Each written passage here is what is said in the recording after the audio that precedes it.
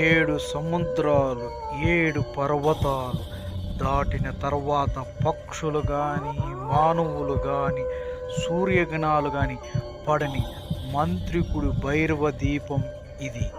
దీని లోపల క్షుద్ర పూజలతో నిండిన మాంత్రికుడు నివాసం ఇది. మండుతున్న పుర్రెల పల్లకి ఊరిలో ఉన్న పెళ్లిగాని కన్నెపిల్లలను ఆ పల్లకిలో నుంచి తీసుకోవచ్చి ఆ మంత్రికుడు ఉన్న గృహలోకి తీసుకొని ఏదో క్షుద్ర పూజలు చేస్తూ ఆ కన్నెపిల్లలని బలి ఇస్తూ ఉంటాడు మాంత్రికుడు. యాందమ్మా, ఇంకా నాకు పెళ్లి చేయలేదు, ఊర్లో తల ఎత్తుకొని తిరగలేకపోతున్నాను, అటు పోతే ఇటు పోతే ఎప్పుడు పెళ్ళి అని చెప్పి ప్రాణాలు తీసేస్తున్నారు. నాకు ఇంతకీ ఎప్పుడు పెళ్లి చేస్తావు చెప్పమ్మా, నాకన్నా వయసులో చిన్నోళ్ళందరికీ పెళ్ళిళ్ళు అయిపోయినాయమ్మా. చిన్నబ్బ వాళ్ళ అమ్మని అడగతాడు పెళ్లి చేయమని చెప్పి. వాళ్ళ అమ్మ రంగమ్మ సుబ్బయ్యతో ఇలా అంటుంది.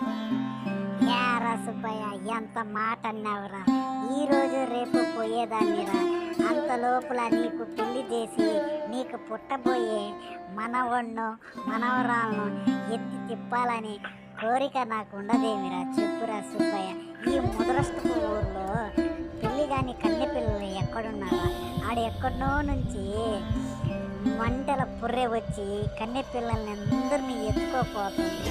ఏం చేస్తున్నారో ఎక్కడ పోతుందో తెలియటం లేదు. అలాంటప్పుడు నీకు పెళ్లి చేయాలంటే ఈ ఊర్లో కన్నె పిల్లలు ఉండాలి కదరా, చెప్పురా సుబ్బయ్య. ఆ విధంగా రంగమ్మ బాధపడుతూ తన కొడుకు సుబ్బయ్యకి సమాధానం చెప్పుతుంది. ఇక చేసేది ఏమీ లేక సుబ్బయ్య నడుచుకుంటూ ఊరిలోకి వెళ్తాడు. ఇతని పేరు గిరి. ఇతను తన ప్రియురాలను కలిసేదానికి పోతున్నాడు. ఏంటి గిరి, ఇంకా మీ ఇంట్లో మన ఇద్దరి గురించి చెప్పలేదా మీ అమ్మ నాన్నకు? ఇక్కడే మా నాన్న నాకు పెళ్లి సంబంధాలు చూశాడు. పక్క వీధిలో ఉన్న రంగమ్మ కొడుకు సుబ్బయ్యకిచ్చి చేయాలంటున్నాడు. ఎందుకంటే ఆ పుర్రల మంటల పల్లకి పెళ్లి కాని కన్నె పిల్లలందరినీ తీసుకుపోతున్నది కదా, నన్ను కూడా ఎక్కడ తీసుకుపోతుందో అని నాన్నకు భయం. కమలమ్మ, కొద్దిగా ఓపిక పట్టు కమలమ్మ.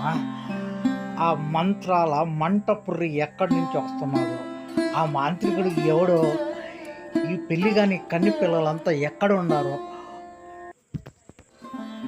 తెలుసుకొని వాళ్ళని రక్షించి ఆ మంత్రగాడిని చంపిన తర్వాత నేను నిన్ను పెళ్లి చేసుకుంటాను.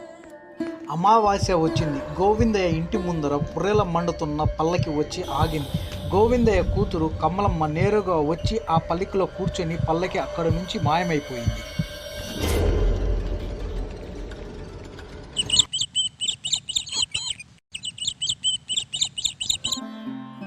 గోవిందయ్య పక్క రోజు ఉదయాన్నే ఊర్లో ఉన్న అందరిని పిలిచి పంచాయతీ పెడతాడు.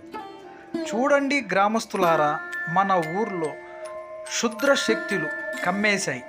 మన ఊర్లో ఉన్న పెళ్లిగాని అమ్మాయిలంతా ఆ క్షుద్ర శక్తులకు బలైపోతున్నారు. దీన్ని ఎలాగైనా మనం ఆపాలి. ఈరోజు నా కూతురు ఈ క్షుద్ర శక్తికి బలైపోయింది. మనం అందరం కలిసి ఊరు బయట ఉన్న మిరియాల బాబాను కలిసి దీనికి అంతం చేయమంటాం. ఆ గ్రామస్తులు అందరూ కలిసి మిరియాల బాబా దగ్గరికి వెళ్తారు.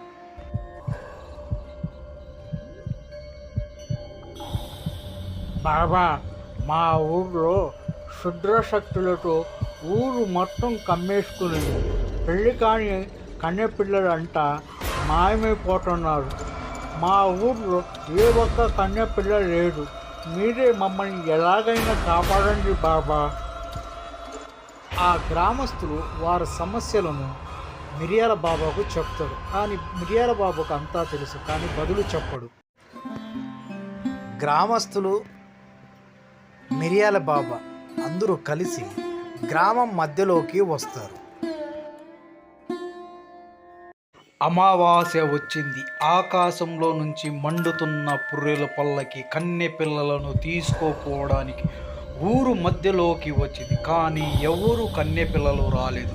అంతలోనే మిరియాల బాబా తమ మంత్రముతో క్షుద్ర పూజలతో మండుతున్న పుర్రెలు పల్లకిపై తన శక్తులతో మంత్రాన్ని ప్రయోగించాడు. ఆ పల్లకి అక్కడే భస్మైపోయింది. అందులో నుంచి మాయమైన కన్నెపిల్లలు అందరూ తిరిగి వచ్చారు. ఈ కథ కంచికి మనం ఇంటికి. ఫ్రెండ్స్, మీ అందరికీ చిన్న రిక్వెస్ట్ ఫ్రెండ్స్, వీడియో చూస్తున్నారు కానీ సబ్స్క్రైబ్ చేయటం లేదు ఫ్రెండ్స్.